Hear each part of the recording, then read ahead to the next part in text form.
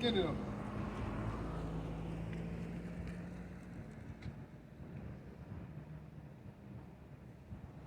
This is the book of Genesis chapter 5, verse 24. And when her days to be delivered were fulfilled, behold, there were twins in her womb. And the first came out red all over like a hairy garment. That's Esau Edom.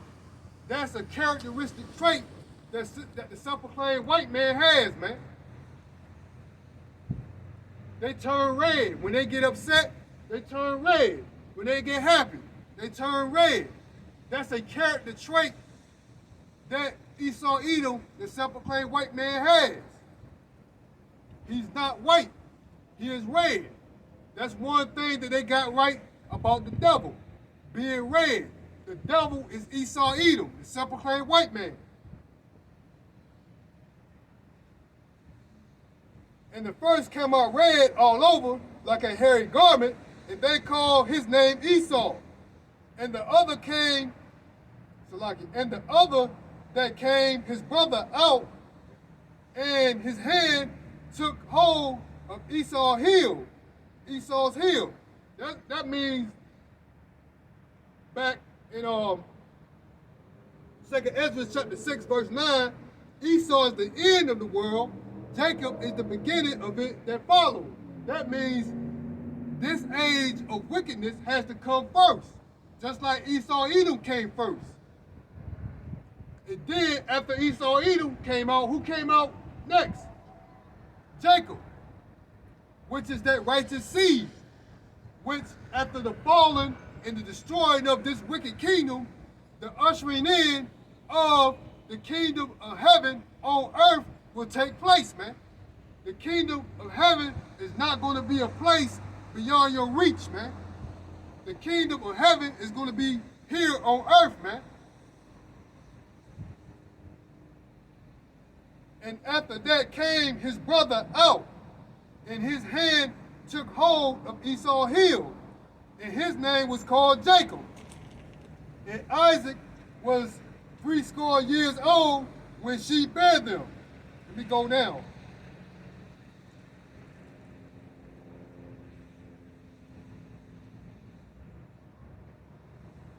This is the book of Genesis chapter 25, verse 27. And the boys grew, and Esau was a cunning hunter, a man of the field. That's why you see a lot of these Edomites, they're walking around in hunting gear, because they are cunning hunters, man. They go to the extent of making devices and able to lure their prey, meaning they can make duck calls, quacking like a duck. They're going to the extent of making mechanical deers that lure, a female deer with a female scent that lures out the male deer so they can kill the male deer. They're cunning hunters, man. Just like they're deceiving you, the nation of Israel, to trust in this man and his philosophies. He's going to snare you. You're going to be fall prey into his snare. But the men of the Lord has came forth as commanded to warn you. Only through the spirit and power of Yahweh Hashem Yahushua, this is being done, man. This is not being done on man's strength. This is being done by the strength of Yahweh Hashem Yahushua, man. No other being, no other man is going to take credit for what? The destruction here of Babylon the Great, man.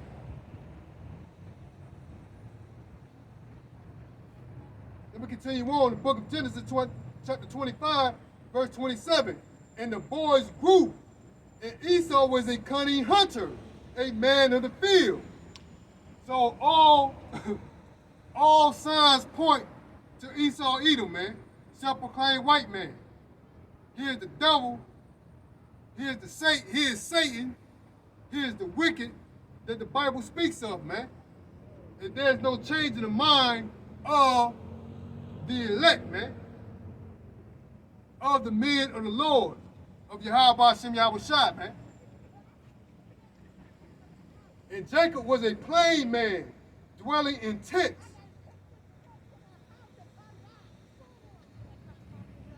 That tent means the house. That tent is a metaphor, to say the least, for the house of Israel, man. The, actually, the house of David, man. That's what that tent means, man. Esau Edom is outside of that tent, meaning he's outside of Yahweh Shem Yahushua, man. That man is profane. Let me get that. Profane means adverse to Yahweh Shem Yahushua. Everything this man does is adverse to Yahweh Shem Yahushua.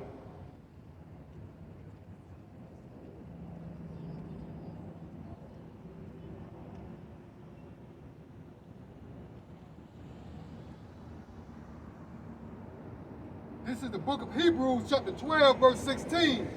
Lest there be any fornicator or profane person as Esau, who for one morsel of meat sold his birthright. So this man is profane, man. Profane means adverse. That's why he does not honor. This man has the Bible. He has the Bible, man. He so-called built his foundation on the Bible. But everything he does is to the contrary of the Bible, man.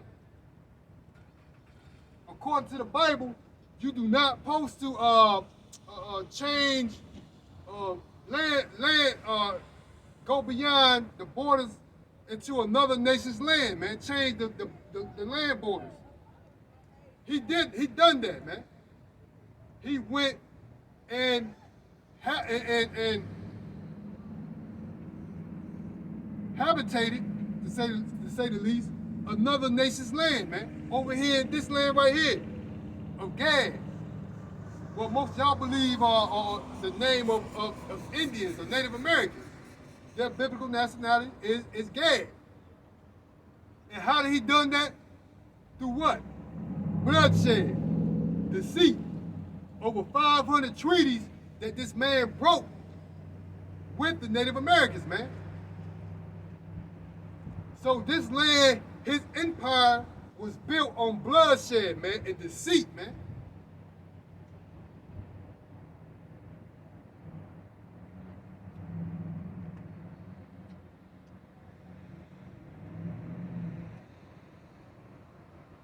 Let's go to the book of Romans, chapter 9, verse 13.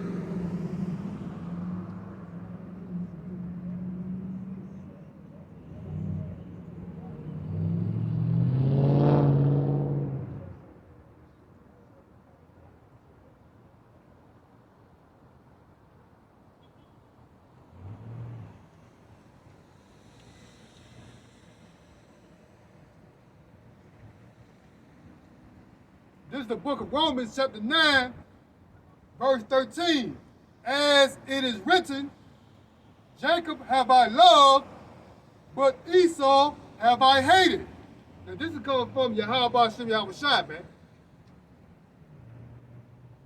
What shall we say then? Is there unrighteous with Yahweh Shem Yahushua? Yahweh Shem Yahushua forbid. Because this man is the border of wickedness, man. He's the devil that the Bible speaks of. That's why the Lord hates him. That's why I hate him. I have a righteous hatred to this wicked, to and for this wicked nation. They're the wicked that the Bible speaks of, man. Yahweh Shem Yahushua hates them. I hate them. They're the border of wickedness. They're the devil that the Bible speaks of, man.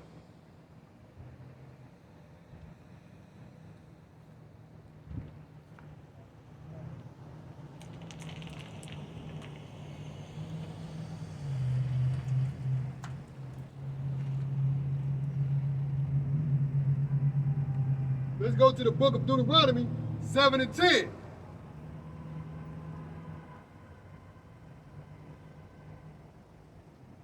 No, let me go, before I go there, let's go to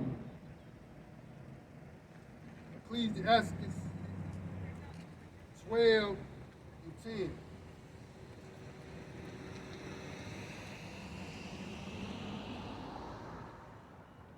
This is the book of Ecclesiastes, chapter 12, verse 10. Never trust thy enemy, for like as iron rusteth, so is his wickedness. Though he humble himself and go crouching, yet take good heed and beware of him. And thou shalt be unto him as if thou hast wiped a looking glass, and thou shalt know that his rust have not been altogether wiped away. So you'll understand, man, that right now you think that this man, he's a good guy.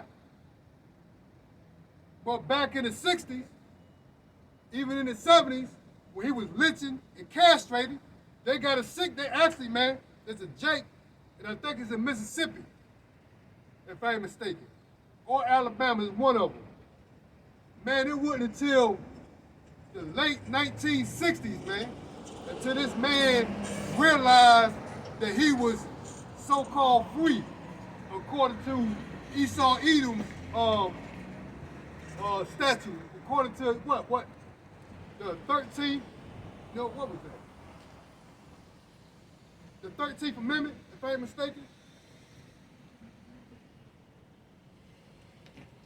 He didn't realize that until the late 1960s, when they had this so-called civil rights era, man. This man was living on a plantation with Esau Edom, being tortured and tormented, man, and watch other Jakes get castrated and hung, man, because they wanted to leave. And this was in the late 1960s, man. There's a documentary on this, man, on that channel called Vice or something, VICE. I think it's on that channel called Vice. Yeah, man. So this man is a devil, man. They talk about Juneteenth when you know, years after, you know, the 13th Amendment was passed, right? And you had Jakes down there in Texas didn't realize that. But this is the late 1960s, man. This happened. So you had Jake still under bondage, man. Still under captivity by the devil, man. These are true facts, man. This is the devil. You can't trust him, man. Ecclesiastes chapter 12, verse 10, man. Never trust thy enemy. And a lot of these Israelites, man, they can't believe that they have an enemy, man. And it's like, it's hard for them to grasp that they have an enemy, man. And their enemy is no other than Esau Edom, man. The self-proclaimed white man, woman and child.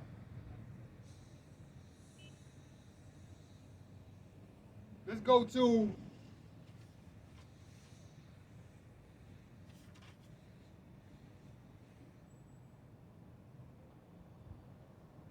Deuteronomy chapter 7 and 10.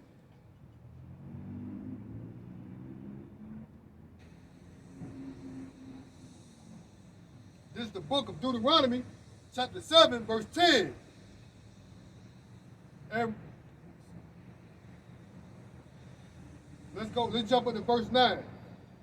Know therefore that the Lord, Yahweh Shem Yahweh, thy power is, he is power, the faithful power, which keepeth covenant and mercy with them that love him, and keepeth his commandments to 1,000 generations, and repayeth them that hate him to their face.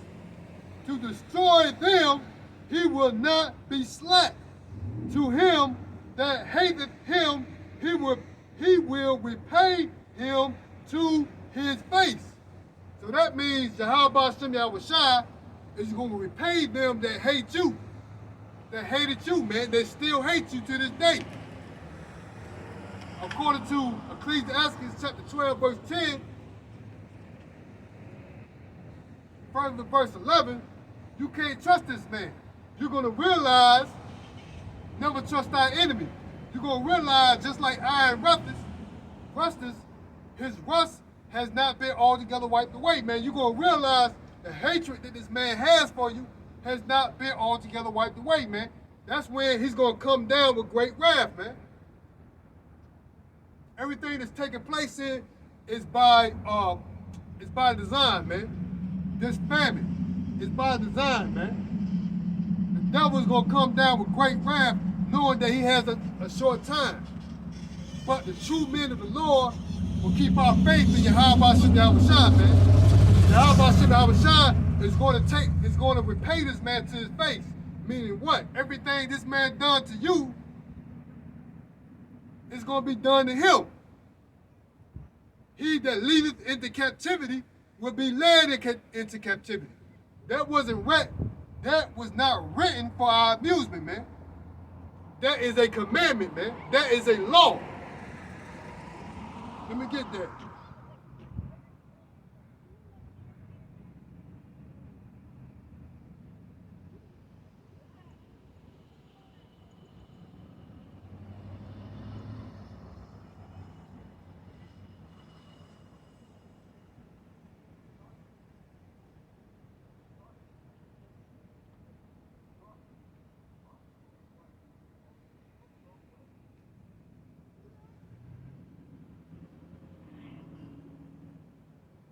This is the book of Revelations, chapter 13, verse 10.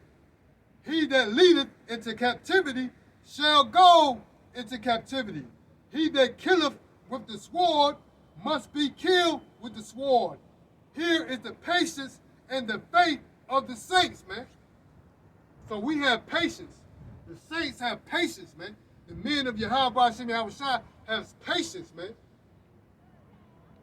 That this law is going to come to pass, man. He that leadeth into captivity shall go into captivity. And it's evident who led the children of Israel into captivity, man. Who brought Jake over here on slave boats, man, cargo slave ships, man, to live out harsh bondage, man. Who had bondage Gad when they came over here, man, and put them into slavery also, man. Matter of fact, Gad went into slavery to the so-called Native Americans and the Reubenites. They went into slavery, into captivity first, man.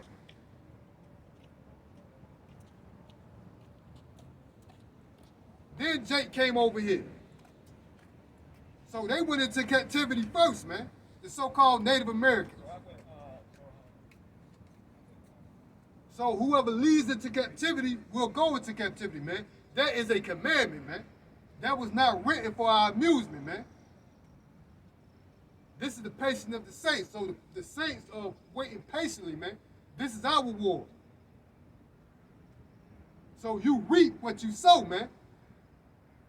And all Esau Edom have reaped and sold, Salaki have sold, man, is wickedness, man.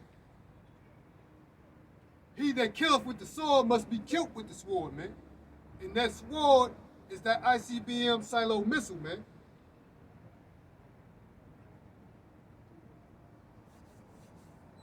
So I'm going to end it off there with my session with Feeding the Flock.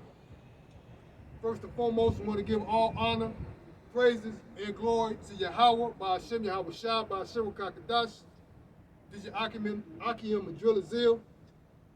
Also want to give a salute to the men I learned this truth from, Shalom Wakatham. Until next time, Lord willing, I'll be out here feeding the flock again. Wakatham, Shalom, Baba.